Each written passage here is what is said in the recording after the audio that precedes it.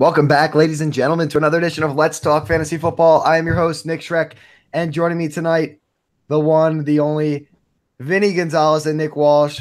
Boys, I know I'm not your favorite because I did kick off the podcast with Don, but it's an honor to be here with you guys tonight. Vinny and Walsh, what's going on, guys?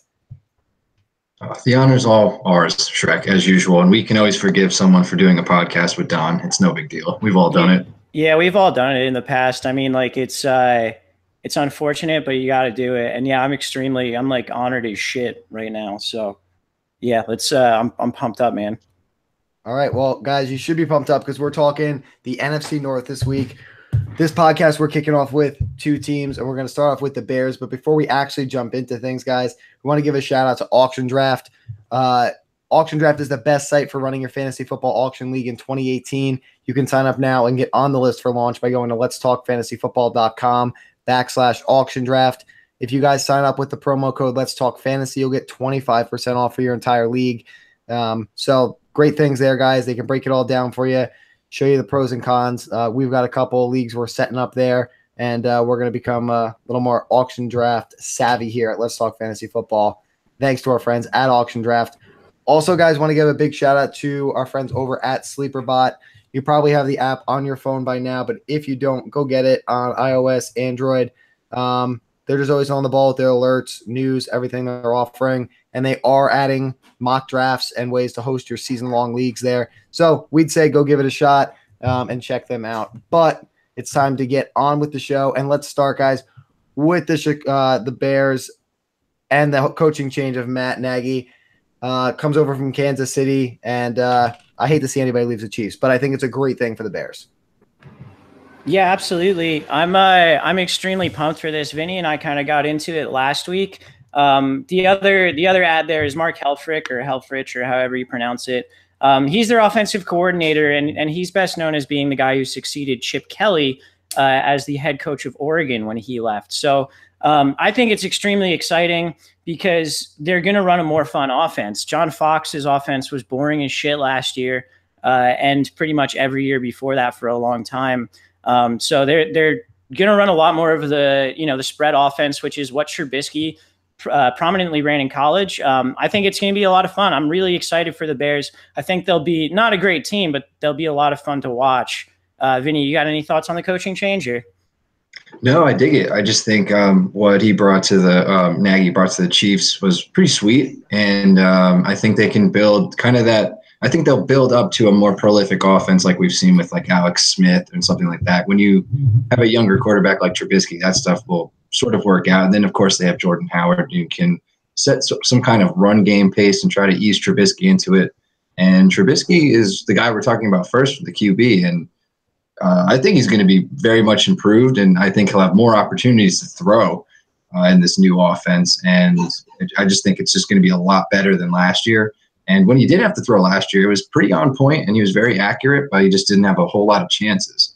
So that's where I was leaning on Trubisky. I think he'll bring an upgrade to the offense this year. But as far as ADP and his own personal stuff going on here, it's like way late, and you don't even have to draft him. He'll probably be floating around for streamer people. Walsh, I'm assuming you're like pretty big on Trubisky, like as far as last pick kind of taking him. Yeah. I don't really know much about his schedule to start off. I haven't really delved too much into schedule research yet, but I think he's right in that streamer conversation. Maybe he gets drafted in your league, but he's a guy who's going to see the waiver wire at least at one point in your league. So for me, he's one of those streamers that you can look at the matchup.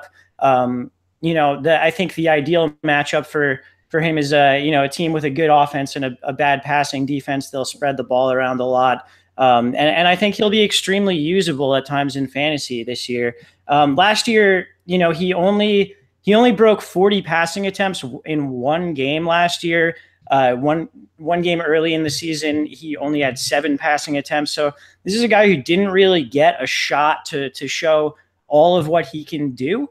And I think that's really going to change. I think it'll really open up, and they're putting him in a system that's more comfortable for him. So yeah, he's not a guy you need to shy away from, and he's definitely in that streamer or late round pick conversation.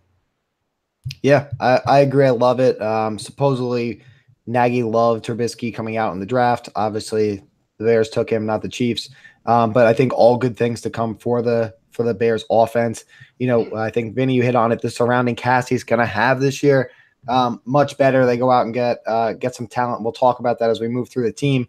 But you look at running back Jordan Howard and Tariq Cohen, and let's start with Jordan Howard there. He's coming off the board at running back 15, second pick in the 3rd round. He's a good runner, bad for the pass game, but I think he can help establish the run for the Bears, which may allow Trubisky to use some of those other weapons that they have there at tight end, wide receiver, those dump-off passes. I saw an interesting stat on I think it was Pro Football Focus, but I was kind of digging around here. And it talked about how bad Jordan Howard actually was at catching the ball out of the backfield. And they said he dropped 8 of 37 catchable targets as a rookie and dropped 6 of 29 last year, which they said was actually like almost historically low. I didn't have their comparisons, but they said you had to go back to like Reggie Bush when he was super, super, super bad. So I think he'll be good for the run game, but I think that's where Tariq Cohen's value goes up, especially with Trubisky on the short passes and the value as we shift to that side. But what do you guys think about Jordan Howard and his ADP there, running back 15 off the board? I think it's outrageous. I think you're going to see Tariq Cohen and Jordan Howard kind of converge in terms of their ADPs, with potentially even Cohen surpassing him at some point, particularly in PPR leagues. But Jordan Howard, to me, like, he was effective down the stretch, and he was a very good fantasy running back down the stretch last year. But it's because they didn't want to let Trubisky throw the ball. They were specifically giving Jordan Howard the ball constantly in order to keep it out of Trubisky's hands. And I don't think Matt Nagy or however you pronounce it, I don't think he's going to do that. For me, Cohen's the clear guy to look at in this backfield. Jordan Howard is probably going to be touchdown dependent, and Cohen's going to just be a PPR monster, at least in my eyes. It's still early. We'll see what happens in camp and preseason, but I see those ADPs going way down for Cohen and way up for Jordan Howard. You mean switch that up for Cohen, down for Howard? Yes. I realized halfway through saying that I said it wrong, which is why I stuttered on it. And I was just like, I'm going to finish this and see if anyone notices. I did. You and probably everyone else noticed. But yes, that's exactly what I meant. Oh, man. Yeah, I'm just on the ball like that, Walsh. I'll help you out every now and then. You're so good. Yeah, I'm the best. But I actually like Jordan Howard like a lot, especially where he's going. And he seems safe to me. And I say that a lot. Like I said that a lot last year too. But he seems like integrated in the offense. He's going to get a lot of carries. Might be touchdown dependent, but whatever. If he's going to be getting the bulk of the carries, I think Jordan Howard is a very proficient runner and has brought a lot to that offense in the last couple of years for him. And if you can get him around the 3rd as your RB1 after, like, me and Walsh were talking about the wide receiver gap since RBs are going very early in the 1st round. So you can grab 2 elite wide receivers and then have Jordan Howard as your RB1, which he has been in fantasy for the last 2 years. That would fucking terrify me. Yeah, dude. Really? You said safe. I don't see running backs who don't get targets as safe. Like, I don't know. I think that's like the opposite of safe, but man, I just like Jordan Howard, I guess. I really do. He's talented, man. I just don't think he's going to have that role. I just look at the split and I'm like, it could be 60-40 in Howard's favor and he could be awesome. I think I'm saying it would terrify me as him being my running back 1, even with 2 elite wide receivers. I think, does he have a decent floor? Yeah, because I think Tariq Cohen's going to be explosive in PPR. And like Walsh said, maybe he's more touchdown dependent, but I think he's going to get his carries. But I think as my running back 1, I would be terrified, regardless of how my first 2 rounds played out at wide receiver. Yeah, I mean, you guys do have a point, but I've always been historically like targeting safe guys and then bombing on them. So you guys are probably more in the right ballpark. I said it last week. Tariq Cohen is like my mid-round PPR guy who I'm just like in love with this year.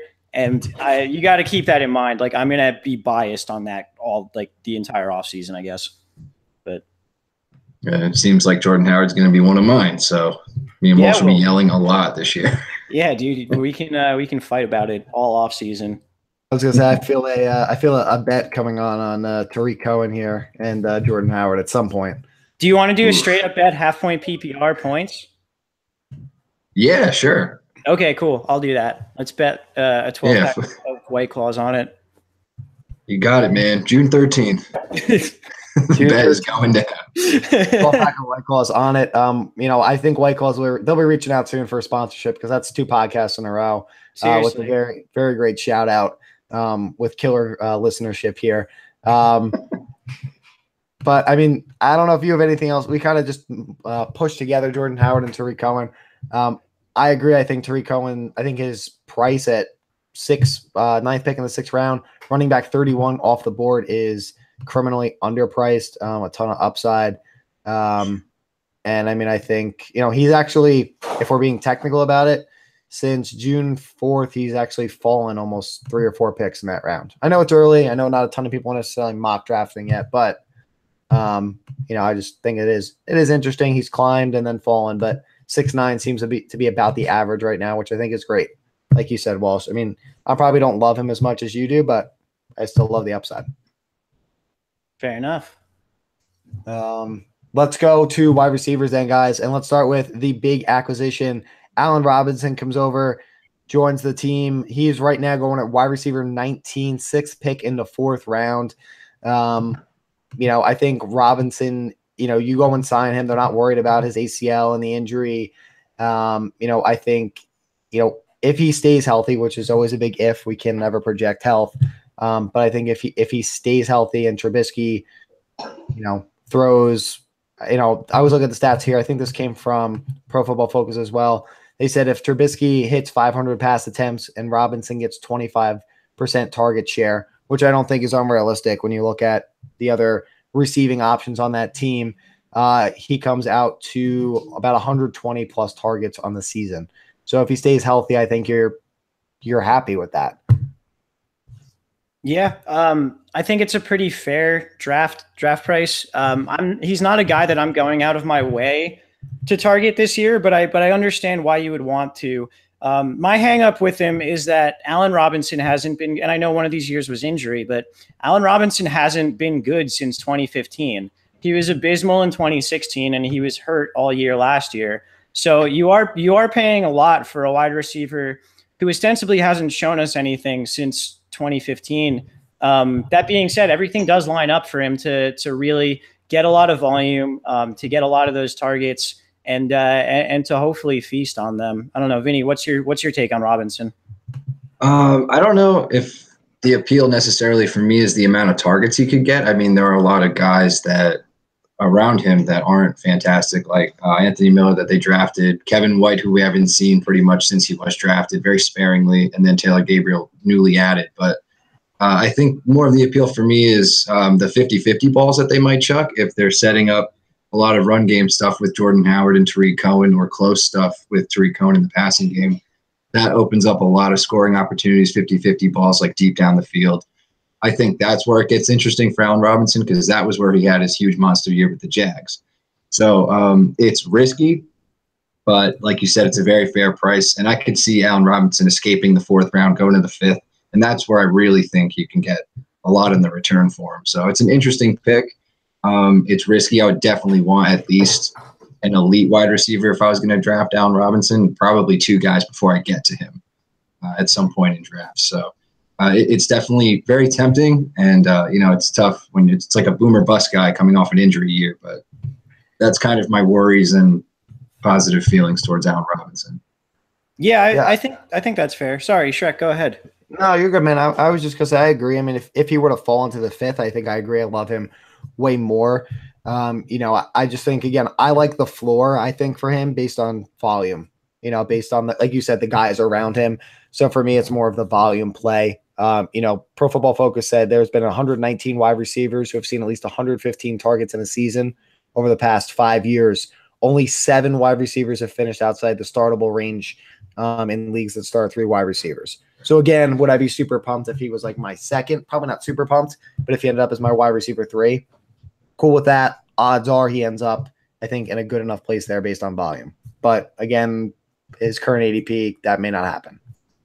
So That's fair. With the rest of this wide receiver core, Vinny, you mentioned they drafted Anthony Miller. It's weird to me that he's getting drafted and Taylor Gabriel isn't. Miller is currently wide receiver 60, 12th pick in the 13th round. So not like he's like a significant draft pick, but this was a second round guy they drafted out of Memphis. A lot of the comparisons are he's a smaller guy. He's like 5'11", quick, can play both inside and outside. So versatile seems like, I think, if you were looking for like a comp of like what you would want him to be, you would be looking at like a Manny Sanders type of guy.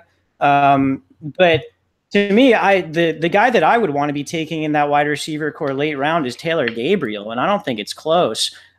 Gabriel, when he's gotten chances to play, whether it's with the Browns or with the Falcons last year, he's been pretty productive. He's a guy that can stretch the field, and he's another guy that, smaller, but you can play him both inside and outside. So to me, Taylor Gabriel, I think, is a nice little late round flyer who currently isn't even being taken. So he's basically free for you. Shrek, I saw you have an affirmative reaction there. What do you think on that? I agree. I mean, I just think I liken Taylor Gabriel, and I don't mean this in like they're the same, but I liken him more to like a Tyreek Hill, almost gadget player for Nagy. And I think, Miller being drafted over him is insane because at least we've seen Gabriel have his flashes. We haven't seen the consistency, but I think if there's an offense where he could see the targets and it could be more value, I think it's here, particularly at the price. Nagy said some good things. I was just trying to pull up some of his comments, but he said, I'm happy with everything he's doing. He's taken to the teaching that we're giving him. Again, it's off-season coach talk. Take it for what you will. But I think given that he's not even being drafted, I think he has a way better shot at producing than Anthony Miller. And I really don't care about Kevin White either. And as the wide receiver core. Yeah, couldn't care less unless he really blows up in preseason. Vinny, what's your thoughts on him?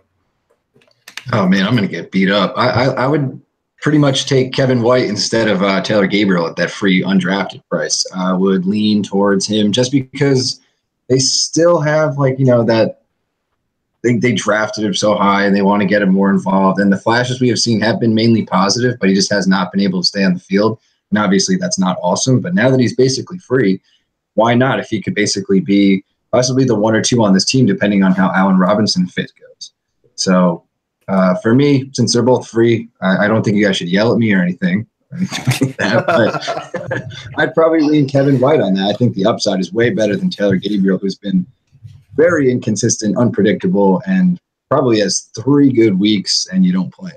So I'd probably lean Kevin White on that. Okay. That's fair. I mean, it's one of those where this is definitely a situation to pay attention to in camp, in preseason. We don't really know what order these wide receivers are going to be run out in quite yet. We're making conjecture. I think Taylor Gabriel should be their number 2 right off the bat. I legitimately think he's good. And Shrek, how you compared him to Tyreek Hill, that's in Nagy's offense. That's not something that I've thought of before. But one of the things last year with Tyreek Hill is all you need is him to get behind the defense for one play. And I think Gabriel's the same way, where you just need him behind the defense for one play and he pays off. Yes. But yeah, let's see how many snaps they're all getting with the starters when it comes to preseason, and we'll kind of reevaluate at that point. Totally absolutely. Fair. And there's no yelling here, Vinny. Not on this one. Like you said, they're both free. It's not if that's where you'd rather invest. Let's make bets on undrafted receivers.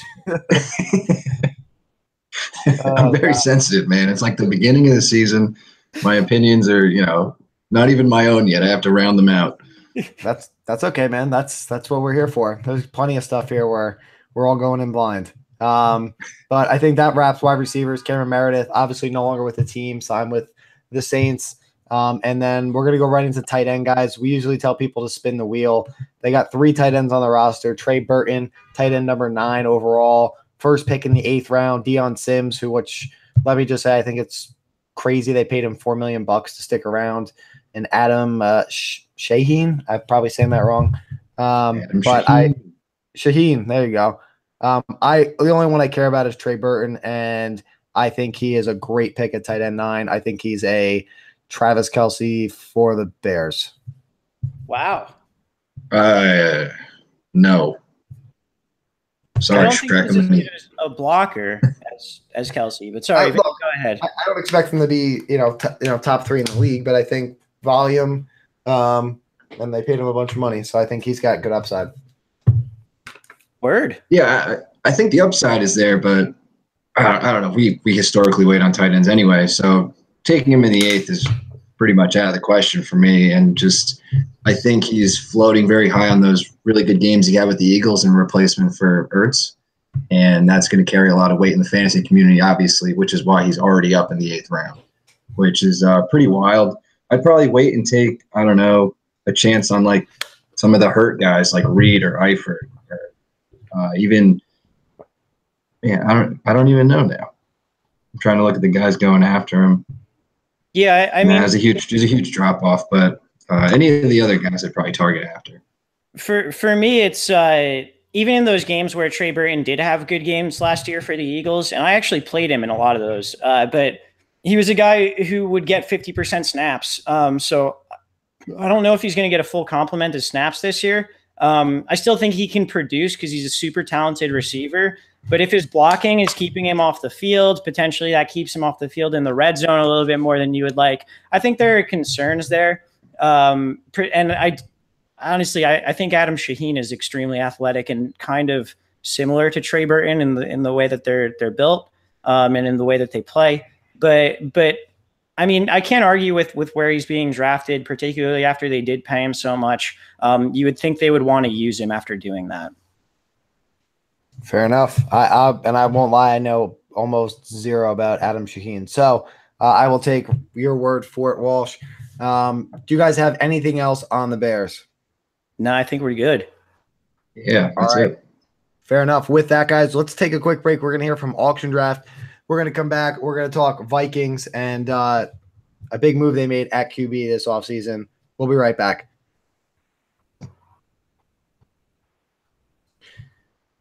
All right, guys, and that was Auction Draft. If you guys are looking to get into an auction league or you're looking for a new platform, sign up at auctiondraft.net right now. Use Let's Talk Fantasy and save 25% off your sign up.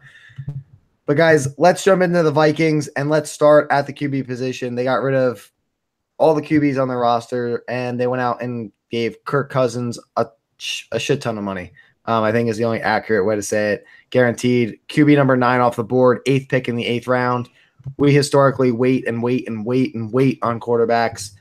We know Walsh is king of the stream, particularly here for us. So I'm going to toss it to you, Walsh. What do you think about Kirk Cousins here on this team and his ADP? Yeah, I think it's a fair price. Am I wrong in saying Kirk Cousins has the best wide receiver core, at least in the top 2 guys that he's ever had? Absolutely. Yeah, you're right. Highly improved. He's done it with less. So this has been dead on.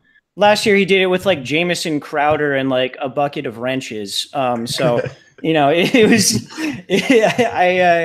I think Kirk Cousins is going at a good spot.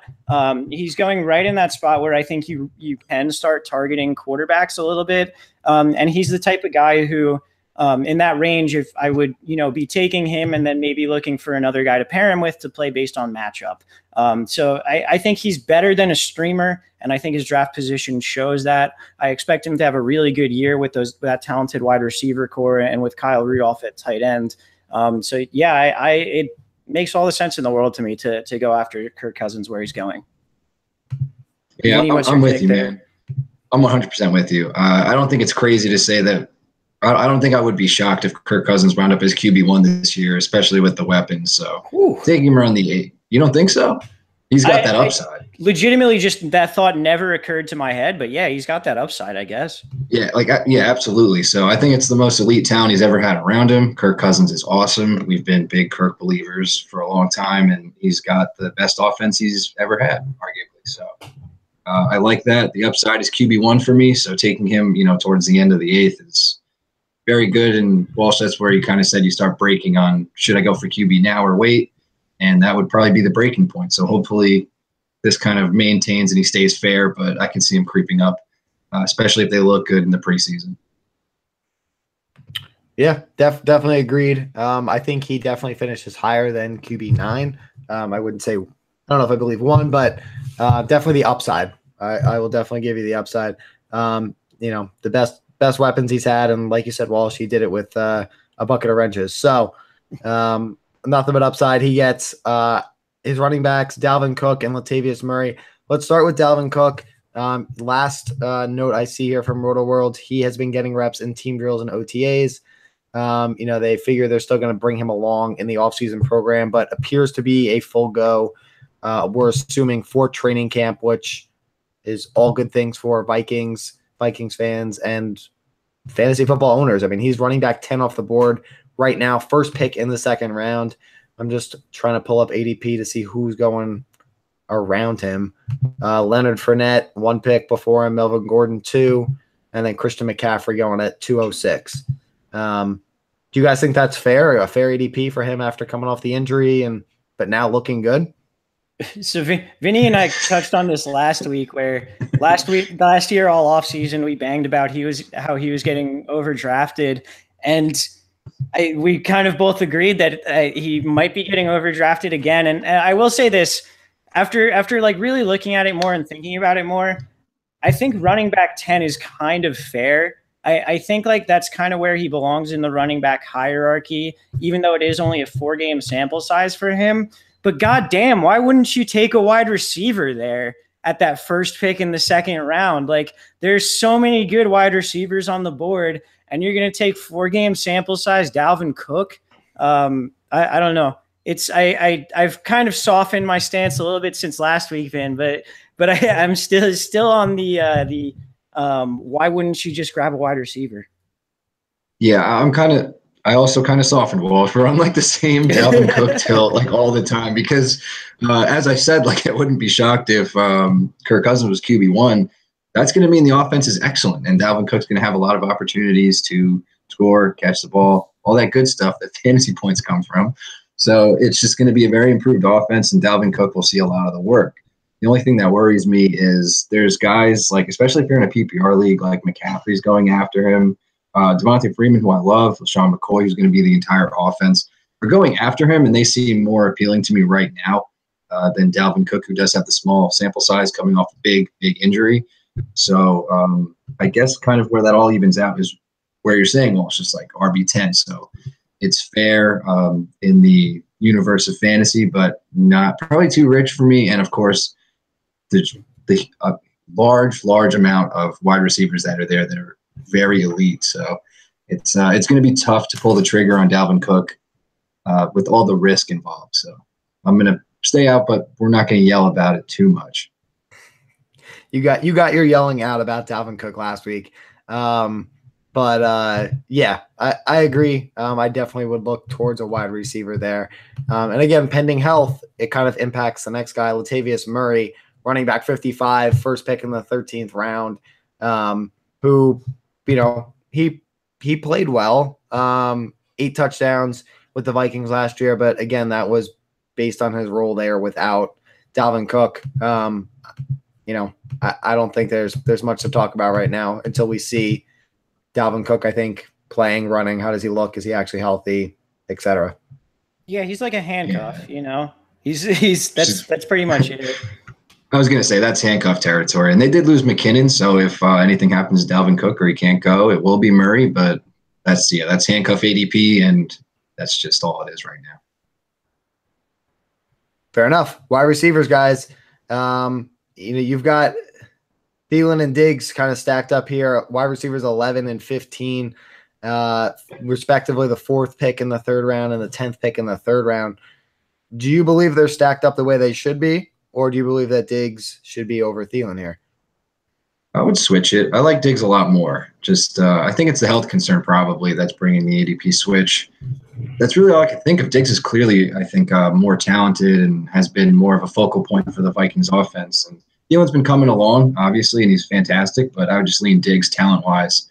And I'd probably switch their ADPs, but they both will be excellent. It's just I prefer Diggs. I think it's preference there, especially going in the 3rd round together. Yeah, I can't argue taking Thielen over Diggs just because it seems like every year Diggs comes out, looks like he might be the most talented wide receiver in the NFL for a couple of weeks, and then pulls his hamstring and misses 2 weeks and then comes back and he's not fully back yet. And he's out there getting, 2 catches for 14 yards. And you're like, what the hell are you doing? And then he comes all the way back and scores 3 touchdowns in a game. So I don't know. It's I think Thielen is the much safer option if we're going to bring up safety for these sorts of things. So yeah, I agree. I think they should both be in that range though.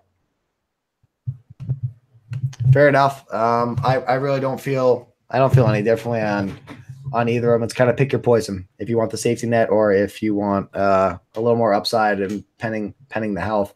Laquan Treadwell, I think, he's the wide receiver number 3, no ADP coming off here. He has just 21 catches in 25 career games. He's averaged 10 yards on 20 catches last season. I think he's exactly where he needs to be until we see anything different or pending an injury there. I mean, again, if we're expecting Kirk Cousins to play and perform as well as he is, passes have to go somewhere, but I think that's mainly not Laquan Treadwell.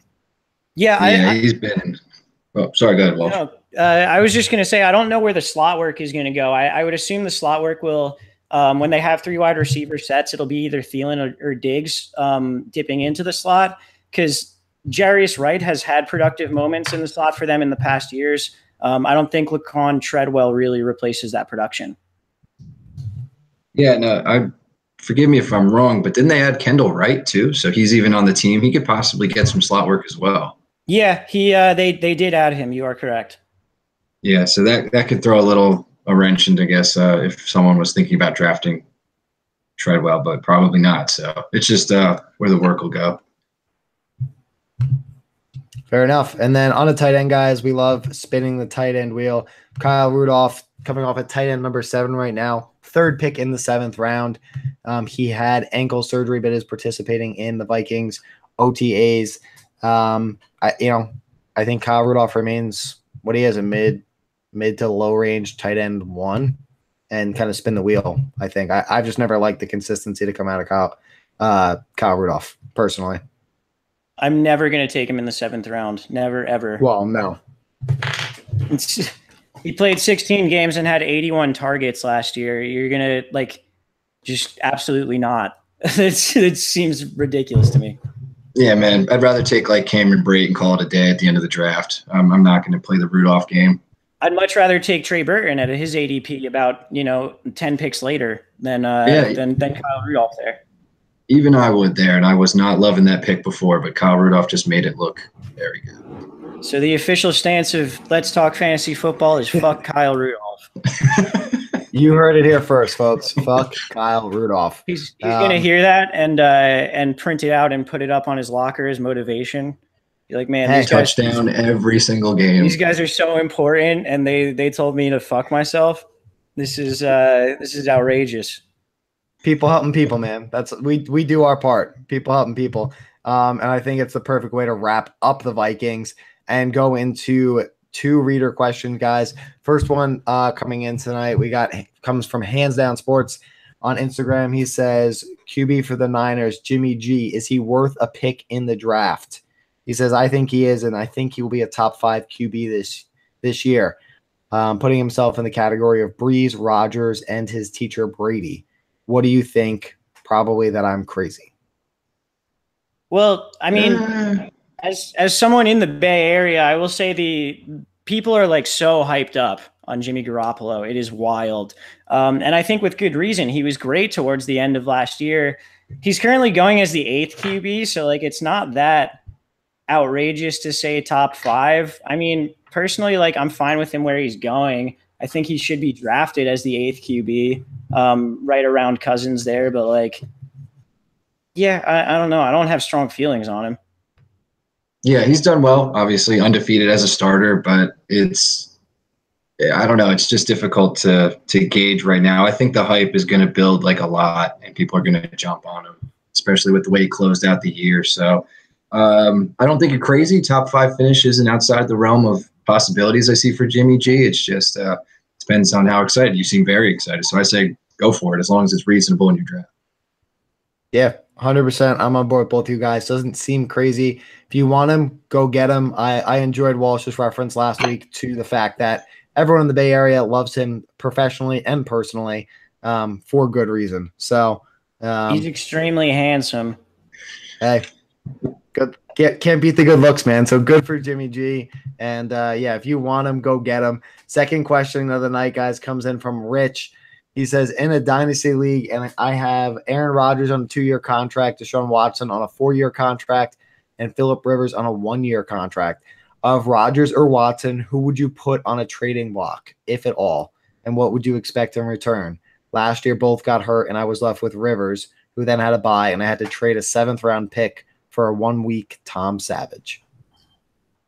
So this league construction is like super wild from what I can ascertain in this question. I think based on the weird league construction and like the contracts and the fact that there's, you're trading a 7th-round pick for a 1-week fill-in, I think it's difficult to say who you would expect to get in return. But I would be looking to put Aaron Rodgers on the trading block because Deshaun Watson you have for that 4-year contract. You can argue that he should be your QB for the next 4 years. Aaron Rodgers, I think he should be able to bring back a decent haul while really not losing out on too much production. Yeah, well said, Walsh. That's exactly what I was going to go with. Rodgers' name still brings a lot, and I think you'll get a ton back for him just because he's pretty much the best quarterback in football, possibly not fantasy, but his time is running out. So I do like putting Rodgers up there and seeing what you get. Yeah, I agree. Sweep it through. You get the long-term play with Watson. Rodgers' talent and a name going to bring back a lot of value. And it hurts to say because I don't like Phillip Rivers, but emotion can't dictate this decision. So I agree. It's Aaron Rodgers. Yeah, Phillip. So I agree. And those are the 2 questions we have for tonight's podcast, guys. So what I'll encourage you guys to do is get ready for part 2 of the NFC North podcast, which will be dropping literally a day after. Check us out, letstalkfantasyfootball.com, on Twitter at Let's Talk FF. And if you have an Alexa or a Google Home, check us out. We have a bunch of voice apps out on there, and you can do pretty much anything fantasy football related you want. But with that, guys, I am Nick Schreck. We are Let's Talk Fantasy Football, and we will catch you on the flip side. Do I want to stop this or just keep it going? I would just keep it going. Okay. Do you guys mind if I take a piss? Go for it. Hey, holding up, Shrek. I'm all right. Hang it in there. I mean, if one of you guys want to host to change up the part 2, that'd be cool. All right. I mean, I clearly didn't know what I was talking about and just kind of threw shit around. So, same, dude. Same. But I figured that way, at least it's not my sick voice leading both podcasts that we release on different days. Yeah, Walsh's having some clams. He's excited. Oh, yeah. I'm just going to talk to Laura real quick, so I'll be right back. Yep, you got it.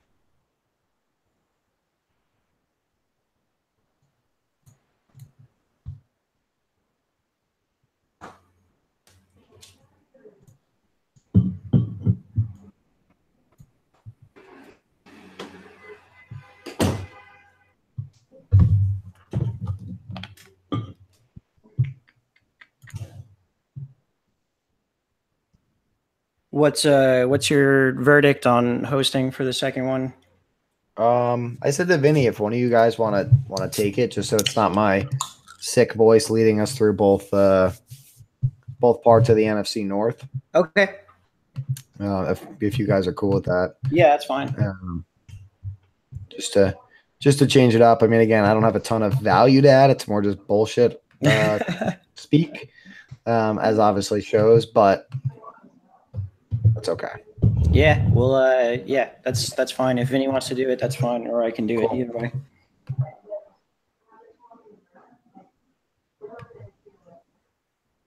gonna pull up the Packers Pro Football Reference page. Yeah, I'm trying to just get myself a little something to run with.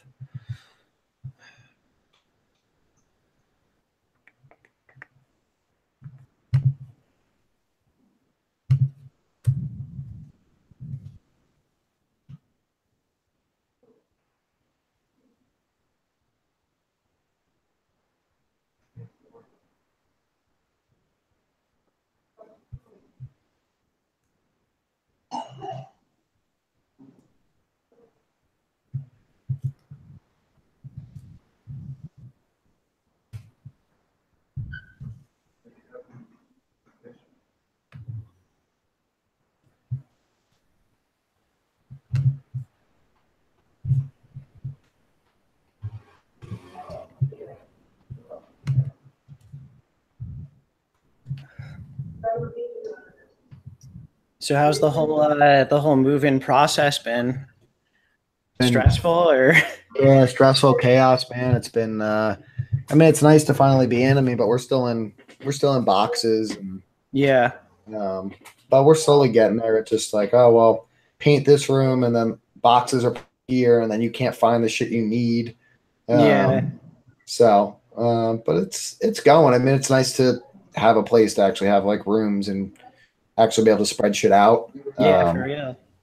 But I mean, really, it hasn't. It's like just started to like feel real probably over the past like week or so. Yeah. Because things have settled back down a little bit.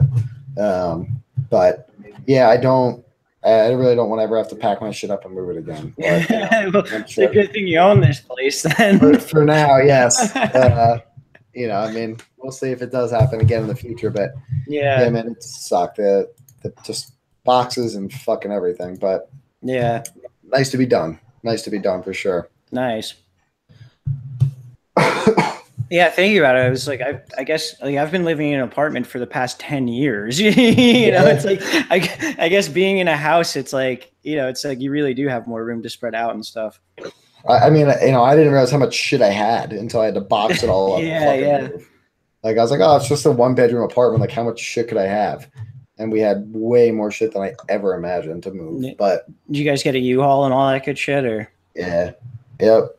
So I mean, it actually sucked because we were supposed to have a week gap between when our lease was up and we were supposed to move in. So we were gonna just be able to take all our shit from the apartment and bring it here.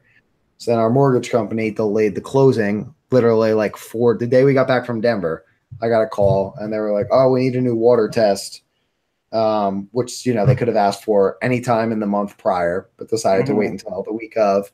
So I was like, "Okay, I'll get a water test." And they're like, well, we're not going to have the results. So you're not going to close. So we had to delay closing a week, which meant I had to be out of my apartment. So I had to take all my shit from my apartment, put it in a U-Haul, get a storage unit, unload it into a storage unit. Fuck. And then when I moved out of my place, literally 2 days later, get a U-Haul, load all my shit back in, then move all my shit back into the house, and then bring the U-Haul back. It was a fucking nightmare. God damn, dude. That sucks.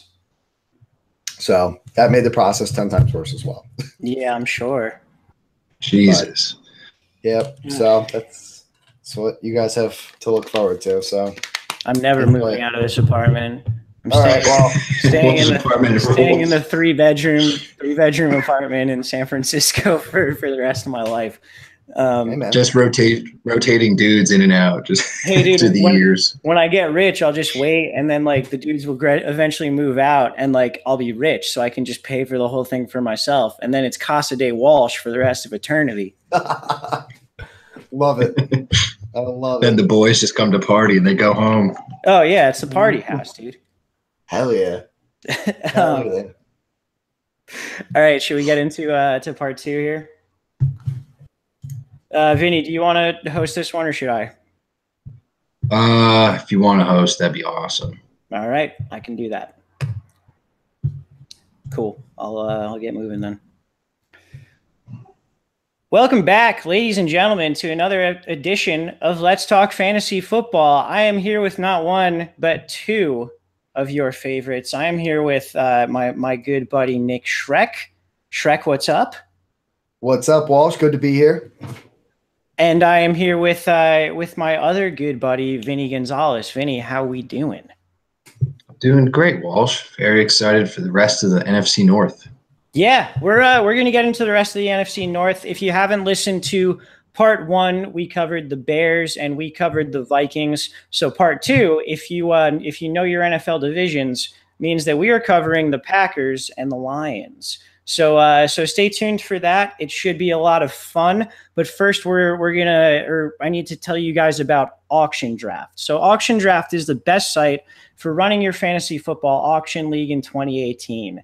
You can sign up now and get on the list for launch by going to letstalkfantasyfootball.com/auction draft.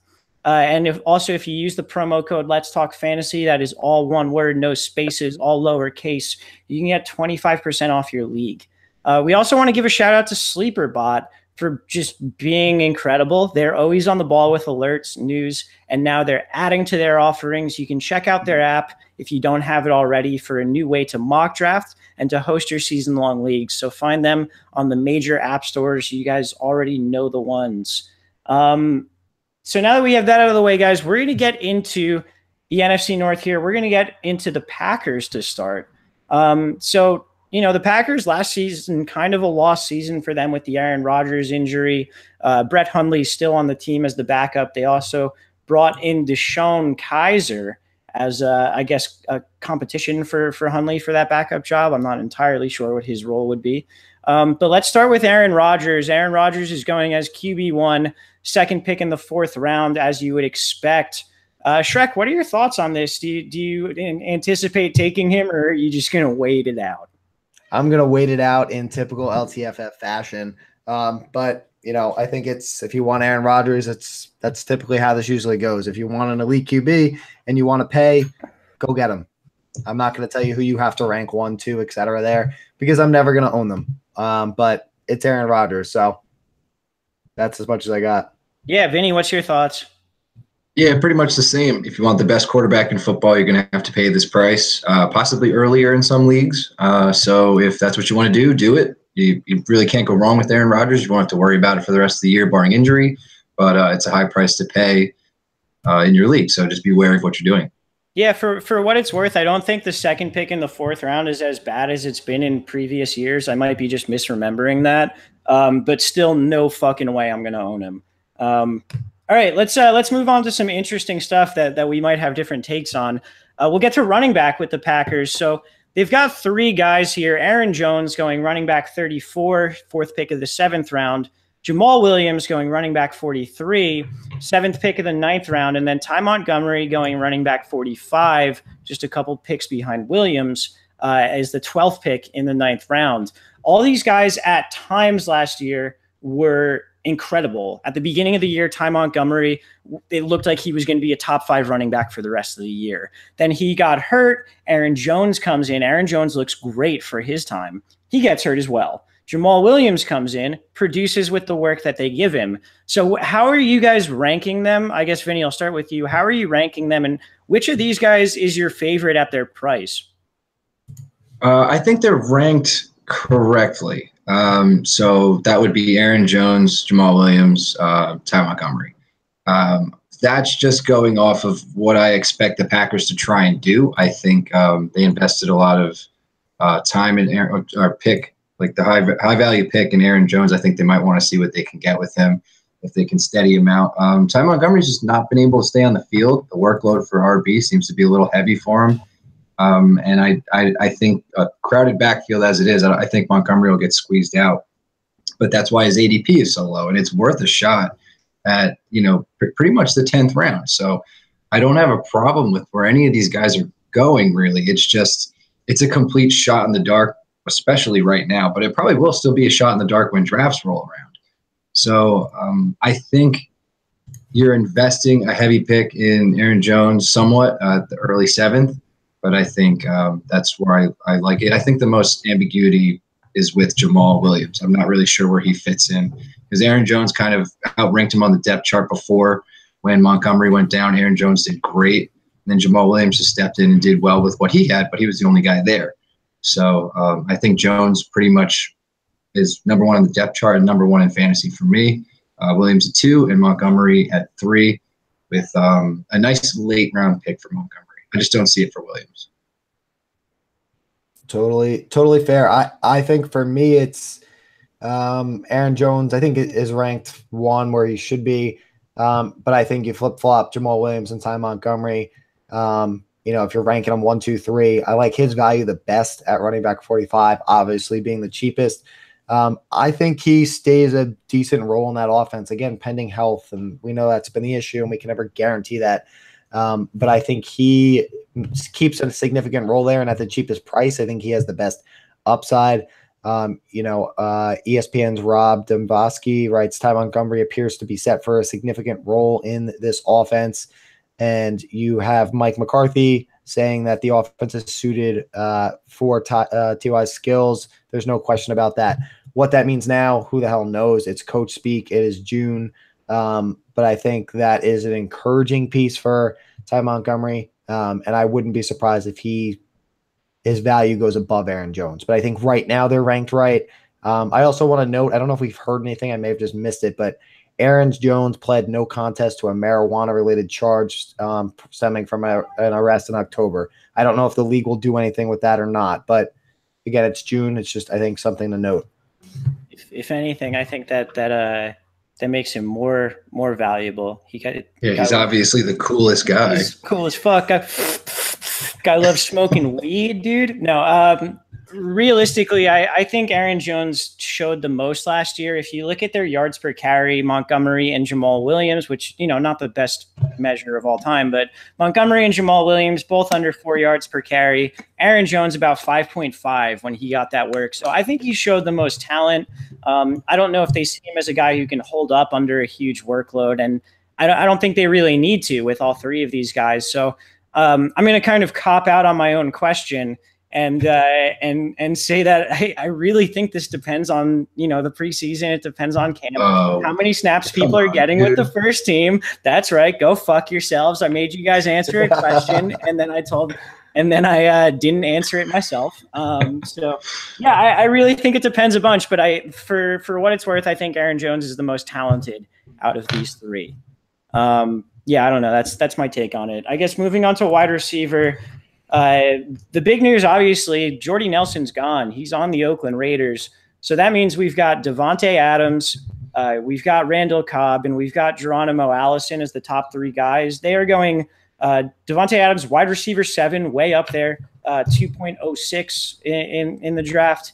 Randall Cobb, wide receiver 35. That's the last pick in the 7th round.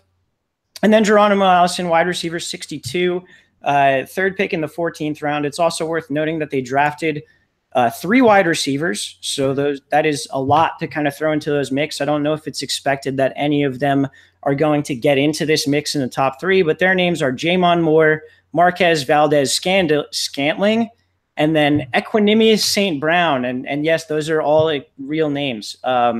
They are pretty insane names. Anyway, I think the biggest question going for this, guys, is do you think Davante Adams is worth it at that price? And Vinny, I'll head to you.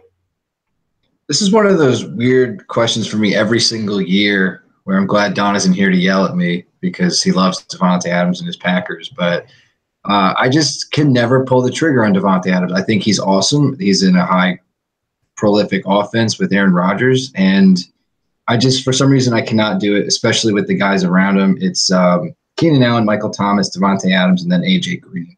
And then Mike Evans shortly after that, as far as ADP for wide receivers in the 2nd round right now. So I think I'd much rather have any of those other guys as opposed to Davante Adams, and I cannot explain why. I think it's just some weird preference with me. I don't know. I think the Packers just spread it around, the addition of Jimmy Graham, which we'll get to later. And I don't know. I can never pull the trigger. I never fell in love with Davante Adams, but he's done amazing things. And I think he's pretty much dead on where he should be at wide receiver 7, but I won't be doing that. Yeah, I share the sentiment, and I love you, Don, but I'm also glad you're not here for the Packers talk. I won't own any shares of Davante Adams at the price. Again, he performs, what was it? 10 touchdowns, I think, last year in that offense. But I like Randall Cobb way more at wide receiver 35. almost whatever, it's 5 rounds later. Just based historically, when you look at, the second receiver in a Rodgers-led offense over the past 5 seasons, the number 2 wide receiver in that offense has averaged 107 targets, 68 receptions, almost 1,000 receiving yards, and 10 touchdowns. So that may be a little high for what we can expect, I think, from Randall Cobb. But for the price, even if he comes in below that, I still think is a great performance. They obviously kept Cobb around. There was talk he was going to be cut, but they obviously got rid of Nelson. They kept him in a large cap hit on the books. I think he'll be running, a lot of his routes from the slot, while Adams is facing Xavier Rhodes, Darius Slay in division matchups. I think there's a better chance for Cobb to perform at his ADP than it is Devontae Adams. And that's just a personal preference I don't have any negatives on Adams statistically. I think both of those points are completely fair and definitely valid. For me, I'm fine with Adams where he is, because number 7 wide receiver is like around where we draft Aaron Rodgers' number 1 wide receiver. I know it's been Jordy Nelson in past years, but he's shown he has great chemistry with Devontae Adams. He's shown he's willing to target him. He's the number 1 guy on the team. Like, if he gets less than 150 targets, I will be shocked. So for me, I think it's fine value there. Cobb, Shrek, you made some very good points on that. See, I don't know if I like him as much, because I think the number 2 wide receiver on the team is Jimmy Graham, not Randall Cobb.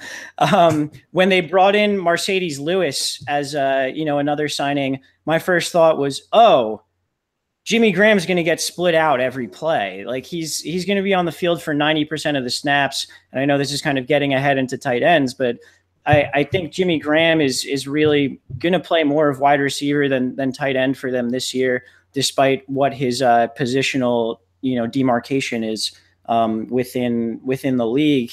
And I really think that plays a major role for me. I expect him to eat up a ton of targets, eat up a ton of red zone targets, which he actually led the league in red zone targets last year. So I really see Graham as the guy outside of Adams that you want to own. Do you guys have thoughts on Jimmy Graham, or I guess if you want to go back to any of the wide receivers, feel free. But Vinny, what do you think about Jimmy Graham, where he's going? And let me just bring that up real quick. It's tight end 4, 4th pick in the 5th round. Yeah, it's too early. Like, I just hate doing tight end super early. And I know we talked about this in the offseason when he got traded initially, and I think Matt brought it up, and I completely agreed that the Packers just have a tough time integrating the tight end to their offense. And I like, they've had prolific guys like Jermichael Finley. I just can't believe I just called him prolific, but Jermichael Finley was pretty good. When he was healthy, they tried to get Jared. Yeah.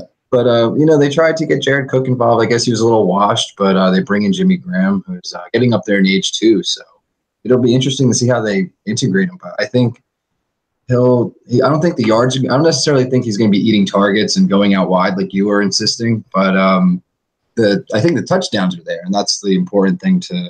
The upside is always going to be there. Rodgers is going to throw for 30 plus anyway. So a lot of those probably will go to Jimmy Graham. It's just that makes him touchdown dependent. You're going really early in the 5th round in a very awful tight end pool that it always is. So it's just a little too pricey for my blood as usual.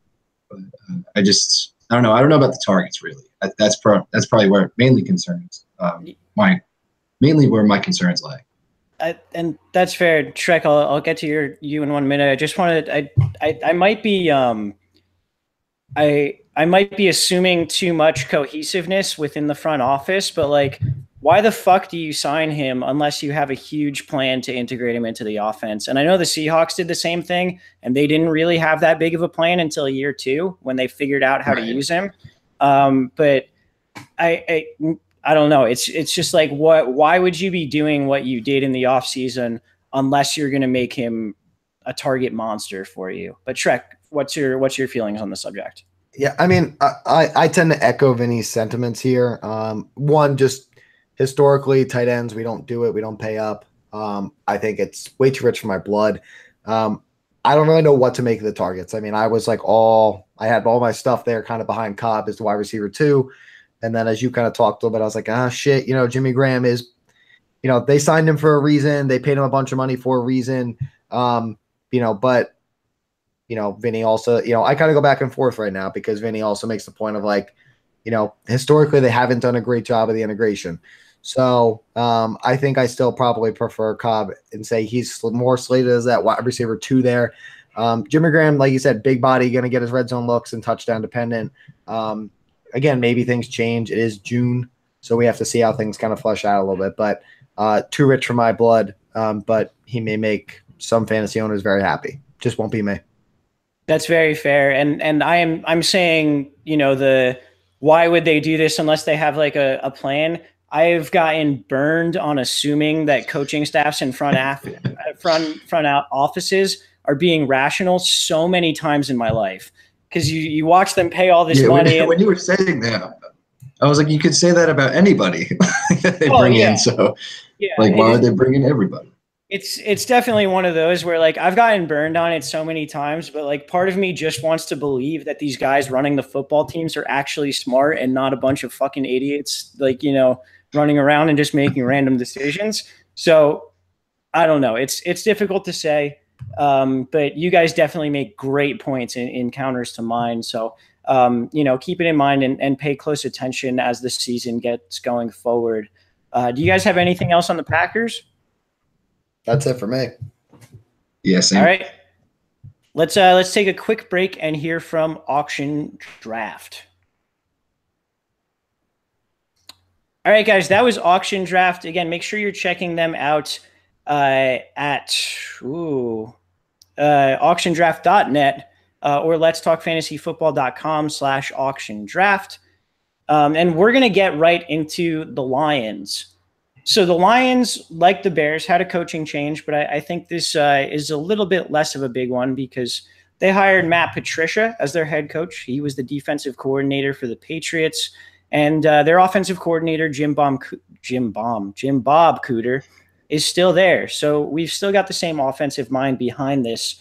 Let's get right into the quarterback position with Matt Stafford, currently going quarterback 11, first pick in the 9th round. I don't know how anyone could have a strong opinion on Matt Stafford at that draft pick, but do you guys have strong opinions on Matt Stafford at that draft pick? I like Matt Stafford a lot. I mean, he's pretty much a lock to go over 4,000 yards, always floating around. 28 touchdowns, probably more. So it's a safe pick if you don't feel like streaming. He's the upper echelon of like before you get into like that dangerous zone. So Matt Stafford's, your savior, late round quarterback. Yeah, he seems like a nice guy. He performs. That's all I got on him. There's, not super pumped, not super down at that price. Yeah, to me, Matt Stafford in the 9th is like the most boring draft pick you could possibly make of any draft pick, like on the board. It's just like, yeah, sure, but like there's nothing exciting about it. There's nothing new. It feels like we've been watching this guy be quarterback somewhere between 6 and 12 for the best part of a decade. But anyway. Let's move on to some slightly more interesting things, and we'll get into Ed's question of the week. We'll bring back that famous segment that you all know and love. So Ed asks us, in half-point PPR, who's the running back to own in Detroit? And before we answer that, the running backs in Detroit are currently Kerryon Johnson, who is the 2nd-round rookie drafted out of Auburn. He's going running back 35, 6th pick in the 7th round. LeGarrette Blount is running back 46, 9th pick in the 10th round. Theo Riddick is running back 49, 5th pick in the 11th round. And then Amir Abdullah, who was the starter going into last year, is undrafted. Zach Zenner and Dwayne Washington are still kicking around on the roster, but probably don't mean anything. So now that we've laid out those ground rules or those facts, let's answer Ed's question. Who's the running back to own in half-point PPR here? Shrek, what do you think? I think it's still Theo Riddick. I think maybe long-term Johnson, they traded up for him. He was great at Auburn, and they seem to really like him. I'm trying to actually get the quote right now. Lions running back coach David Walker believes Johnson can be a 3-down player. Again, I always caveat with it is June. It is coach speak. We don't know what it actually means. But they really do seem to like them. But Theo Riddick is with the team, I believe, through 2020. He led the team in receptions at the running back position, and I think he continues to be the guy. Johnson, I think, needs to find his groove, develop that a little bit, and I like the lower price on Riddick. Maybe it's a second half of the season, kind of trend a little bit, but I think Riddick is the guy I want right now, just based on the passing volume that's going to come out of that offense. I'm with you, Shrek. Sign me up for some Theo Riddick super late. I just, we always get pumped up on the rookies. Obviously, the ADP reflects that. And it's just we assume too much with rookies sometimes. And I think in the Lions offense, that's absolutely the case here. We've done that with Amir Abdullah. Obviously, look how far he's fallen. He's undrafted, possibly fighting for a roster spot this year. So those guys drop quickly, and the Lions don't really run the ball too much. And if Johnson's going to be like their lead back, that normally doesn't go in their favor. They've had a tough time getting the run game going. I don't know if they brought him in to try and get that sort of feel to their offense, but Theo Riddick is where it's at right now. I think the running back to own in half-point PPR or any league is none of them. I don't want a single fucking one. Did you just dick us on another question? Oh, yeah, completely, dude. 100%. The answer choices are A, B, C, and D, and I am answering E. I don't want. I fucking rule. I'm not answering. Honestly, though, why would you want any of these guys? Why do you want the rookie running back who's maybe going to get 40% snap share in the 7th round? Why do you want LeGarrette Blount, who's going to score 3 touchdowns one week and then get 1 point the next? And particularly in anything less than full point PPR, why would you want Theo Riddick? I don't know. It just I don't see any reason to draft any of them. I think I will own 0 Lions running backs in 100% of my leagues this year. Well, yeah, if I knew that was an answer, I probably would have said that one. Yeah, I feel like I've just been totally hoodwinked. Oh, hey, what do you guys think? Oh, by the way, all the answers are dumb and you're wrong. We worked so hard to say that Theo Riddick is a good pick. Theo Riddick's probably the correct answer for what it's worth. Thanks, dude. I'm just being a huge asshole and coming in over the top. You're a real fucking pal, Walsh. Yeah, real fucking nice. Hey, dickheads, guess what's the right answer? Not your answer. No, that's honestly, that's Ed asks an extremely tough question, and I really just I don't know. Do you guys have any way of parsing through this situation other than it's probably this guy? We just did.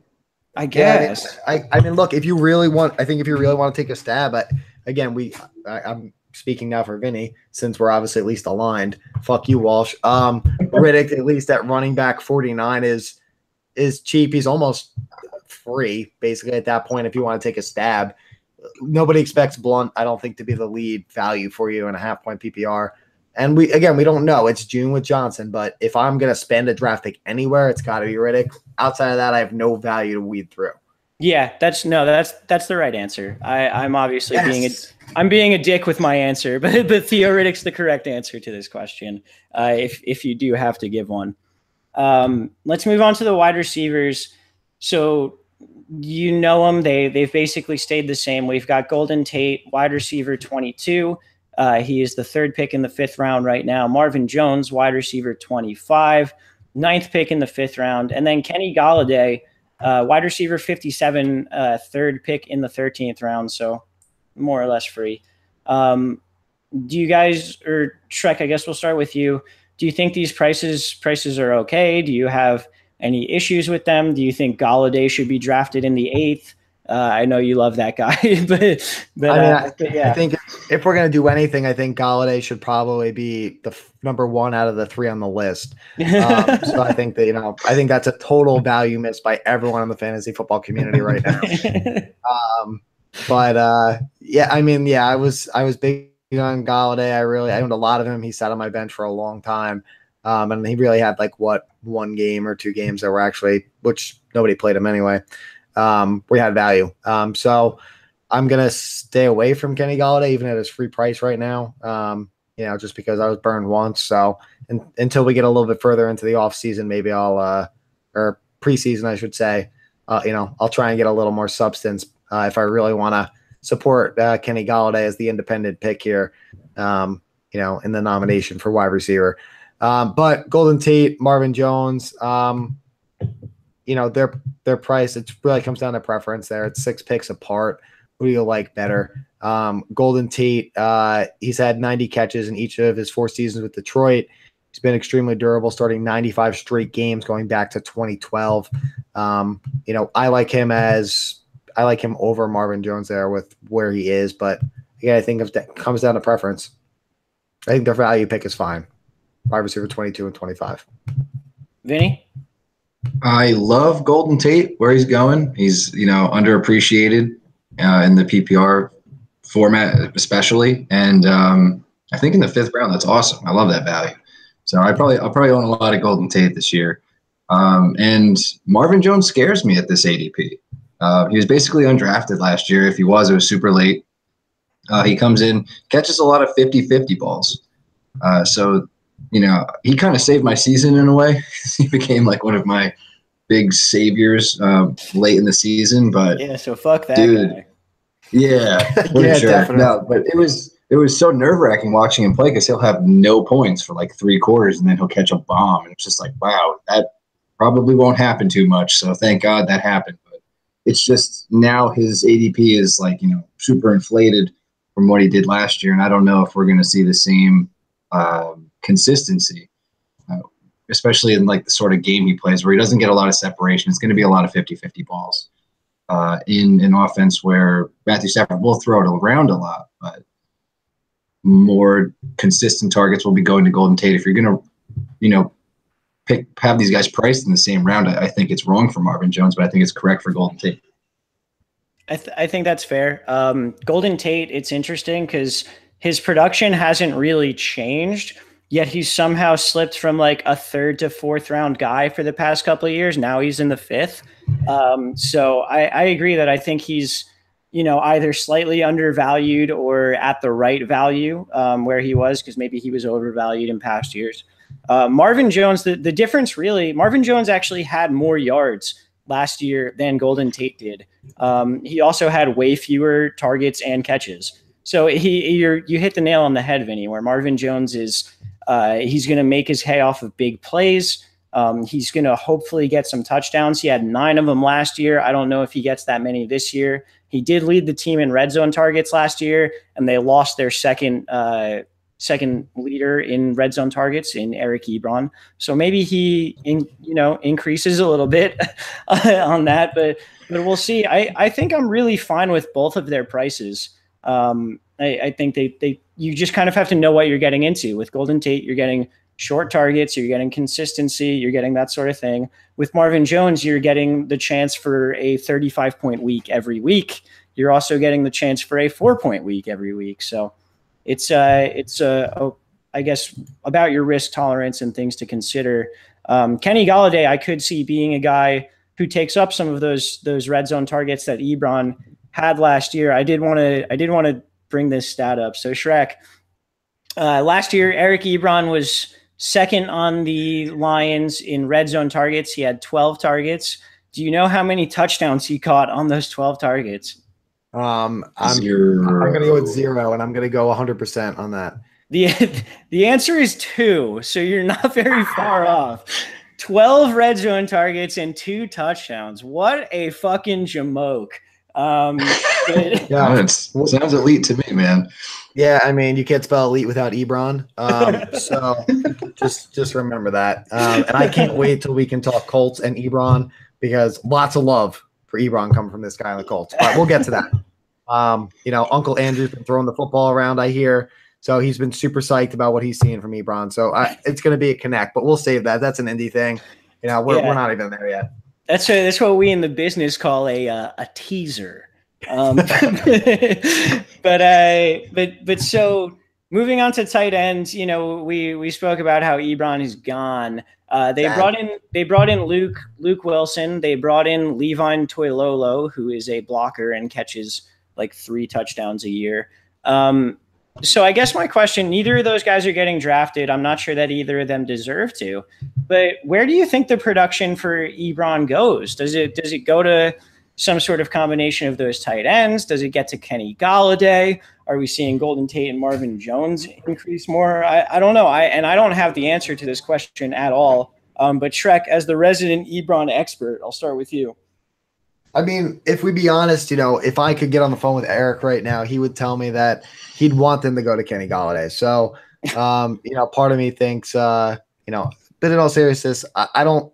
The tight ends they'll get theirs, but I think that moves more toward maybe Galladay does actually see an uptick. Some will go to Tate, some will go to Jones, but I think Galladay probably sees more. You talked about that, the body in the red zone over the tight end. So I think it's more a boon for Galladay, and I don't know if that's just me wishful thinking because I was a year early and wrong. But I would say more towards the wide receivers than the tight end seeing that 12 red zone targets and all those drops. Yeah, I have no idea. Probably a split between Marvin Jones and Kenny Galladay as far as red zone targets, but that's all I can foresee. And then Luke Wilson and Toilolo probably each have 3 touchdowns each, so you can subtract those from the total that you're expecting. Yeah, depending on the offseason, I might be willing to throw Luke Wilson in the streamer pool. He had like some interesting weeks with the Seahawks before Jimmy Graham was there. But you'd have to have things go right in the preseason, basically, in order to see Luke Wilson jump up into that. Other than that, I completely agree with you guys on where Ebron's targets should be dispersed. Do you guys have anything else on the Lions? Just God bless you, Ebron. Best of luck in Indy. All right.